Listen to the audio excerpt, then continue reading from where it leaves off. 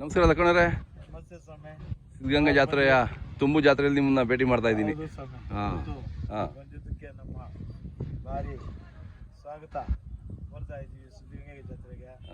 ಇಷ್ಟೇ ಅಲ್ಲದೆ ನಮ್ಮ ಸ್ನೇಹಿತರು ಅರಸಾಪುರದವ್ರಿಗೆ ಕೊಟ್ಟಿದ್ದೀವಿ. ಹಾಂ ಅವರು ನೀವು ತಗೊಂಡಿದ್ದೀರ ಹತ್ರ?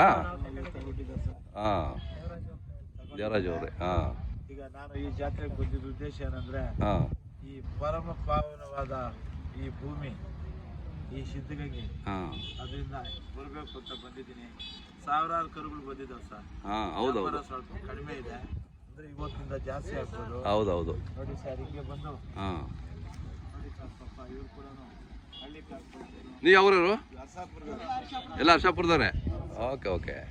ಅರಸಾಪುರದವ್ರೆ, ಕೊಡಗೆರೆ ತಾಲೂಕು. ಹಾಂ ನನ್ನ ಹತ್ರ ಬರ್ತಾರೆ, ನಮ್ಮ ಸ್ನೇಹಿತರಾಗ್ಬಿಟ್ಟಿವ್ರೆ. ಹಾಂ ನಾನು ಈ ಕರುಗಳನ್ನ ತಗೊಂಡು ಬಂದಿದ್ದೀನಿ. ಏನೋ ಬರೀ ಕೈಯಲ್ಲಿ ಬರಬಾರ್ದು ಅಂತ ಸಿದ್ಧಗಂಗೆ ಜಾತ್ರೆಯಲ್ಲಿ ಮಾರಾಟ ಮಾಡೋದು ಅಥವಾ ತಗೊಳ್ಳೋದು. ನೆನ್ನೆ ತಗೊಂಡೆ ಇದನ್ನ. ಹೌದಾ? ಇದನ್ನ ತಗೊಂಡೆ ನಾನು, ಇದ್ರ ಜೊತೆಗೆ ಹಾಕೊಳಕ್ಕೆ. Okay okay. ಇವಾಗ ಅದು ಕೊಂಬಿ ಮಾಡಿಸಿ ಯಾರಿಗಾದ್ರು ಕೊಡೋಣ ಅಂತಿದ್ದೀನಿ.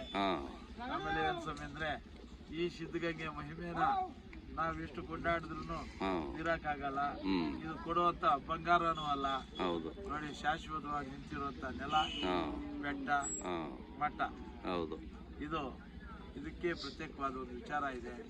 ಆ ವಿಚಾರ ನಾನು ಹೇಳ್ತಾ, ಹಳ್ಳಿಕಾರ್ ಅಂತೇಳಿ ಮಾಗಡಿ ತಾಲೂಕಿನಿಂದ ಹೆಂಗ್ ಬಂತು, ಯಾರು ತಗೊಂಡು ಬಂದ್ರು, ಯಾರು ಜಾತ್ರೆ ಮಾಡಿದ್ರು ಅನ್ನೋದನ್ನ ನಾನು ಇವಾಗ ಒಂದ್ 2 ನಿಮಿಷ ಹೇಳ್ತೀನಿ. ನಮ್ಮ ಶಿವಕುಮಾರ್ ಸ್ವಾಮಿಗಳು ಮಾಗಡಿ ತಾಲೂಕು ವೀರಾಪುರದವರು. ಹೌದು. ವಿದ್ಯಾರ್ಥಿಯಾಗಿ ಬಂದ್ರು, ಗುರುಗಳಾದ್ರು, ಸ್ವಾಮೀಜಿಗಳಾದ್ರು, ಸ್ವಾಮಿ ದಾಸೋಹಿ, ಹೌದೌದು, ತ್ರಿವಿಧ ದಾಸೋಹಿ ಕರ್ತರಾದ್ರು ಸರ್. ಹೌದೌದು. ಅಷ್ಟೇ ಅಲ್ಲ, ಈ ನಮ್ಮ ಕಲಿಯುಗದಲ್ಲಿ ಅವರು ಪ್ರತ್ಯೇಕವಾದ ಹೆಸರು ತಗೊಂಡು 113 ವರ್ಷ ಬದುಕಿ ಅವರು ಐಕ್ಯ ಆಗಿದ್ದಾರೆ. ಅಂತ ಮನುಷ್ಯ ಇನ್ನು ಹುಟ್ಟಲ್ವೋ ಗೊತ್ತಿಲ್ಲ.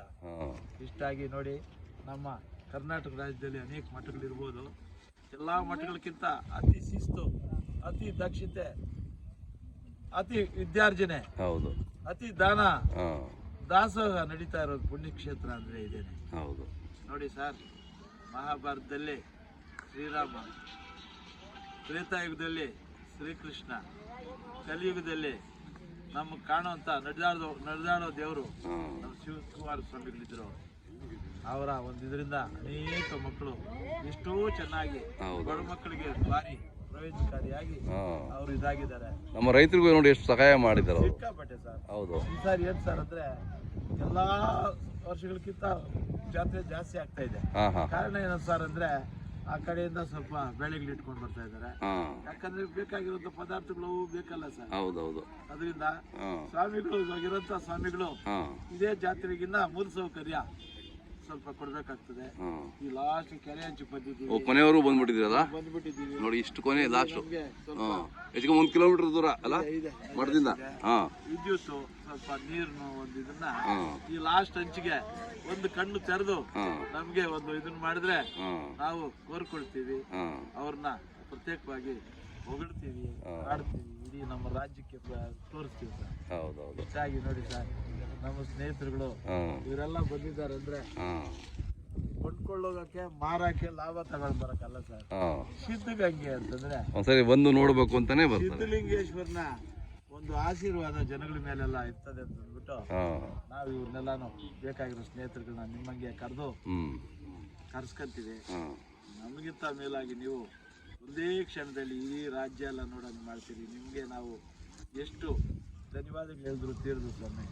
ಇಷ್ಟಾಗಿ ಹಳ್ಳಿ ಕಾರ್ದನ ಯಾರು ಸಾಕ್ತಾರೆ, ಯಾರು ಬೆಳೆಸ್ತಾರೆ, ಯಾರ್ಯಾರಿಗೂ ಪುಸಾಟಿ ಕೊಡೋದು ಬೇಡ. ಇರೋದ್ರಲ್ಲಿ ಕೊಟ್ಟು ಸಾಕ್ರಪ್ಪ ಅಂತ ಸಲ್ಲಿಸಿದ್ರೆ, ಅವ್ರ ಪೋಷಕರಾದ್ರೆ ಅವರು ಮನೆ ಒಂದು ದೊಡ್ಡ ಒಂದು ಪುಣ್ಯ ಸ್ಥಾನ ಆಗ್ತದೆ, ಮನೆ ದೇವಸ್ಥಾನ ಆಗ್ತದೆ. ಹೆಣ್ಮಕ್ಳು ಗಂಡು ಮಕ್ಕಳಿಗೆ ಶುಭ ಕೆಲಸಗಳಾಗ್ತವೆ.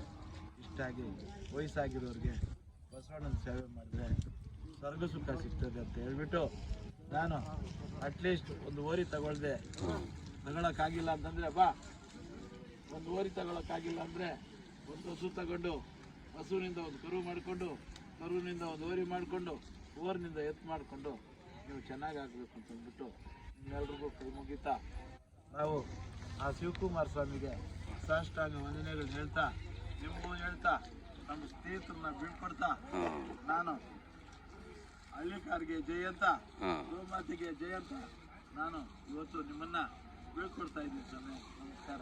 ನಮಸ್ಕಾರ.